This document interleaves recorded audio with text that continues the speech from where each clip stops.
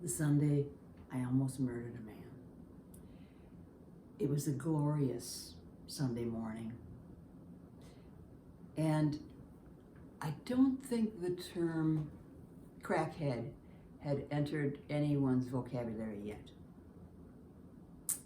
I'd come in early to put together a kitchen table that had chrome legs.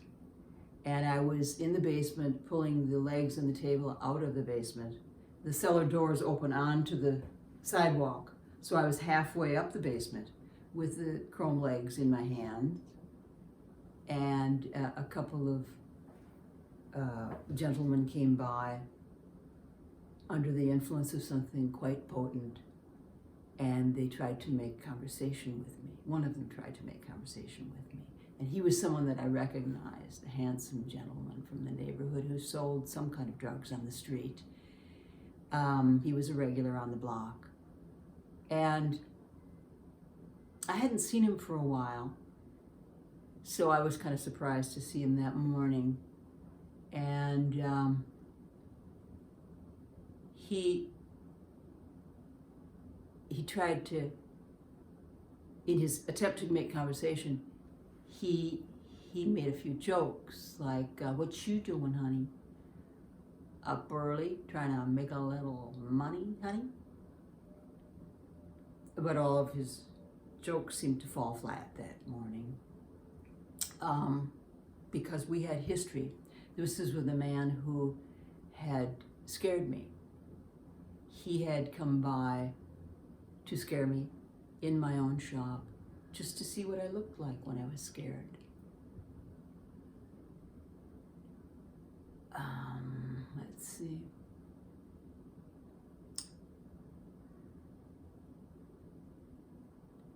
So, while he made conversation, he, well, I guess I gotta go back to this story. No, you know. No? Mm-hmm.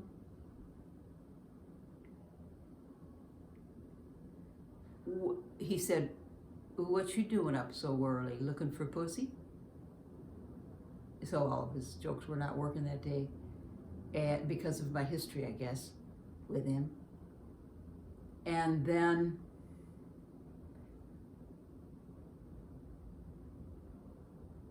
I realized his jokes were aggravating me. I wasn't in the mood to laugh that morning. And his buddy noticed that I was not taking the conversation well. So he tried to get his friend to leave me alone. What are you doing? What are you bothering her for? Let's get out of here. And I did have a height advantage on him. I had about 6-inch height advantage. And I had a childhood built upon swinging a baseball bat and an ice hockey stick. I was ready for him. I was just waiting for him to make that move to touch me. And then I was gonna start swinging that chrome kitchen table leg as if to beat the band. And I didn't. And his buddy could see that I was seething and said, let's get away from her, get away from her. So I was off the hook, and now his buddy, I was watching him badger his buddy, and he was determined to explode. So his buddy did the only thing he could do to shut him up. He smashed him in the jaw, and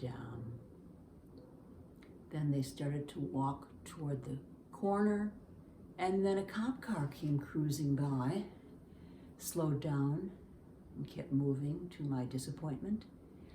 And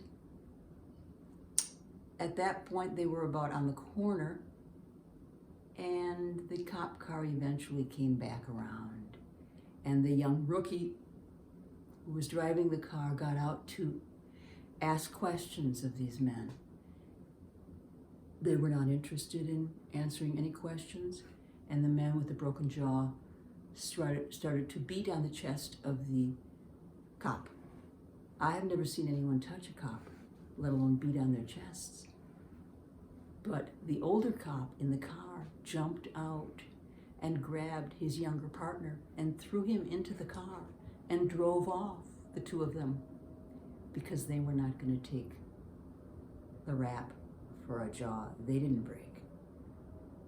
So, let's see, what did I leave out?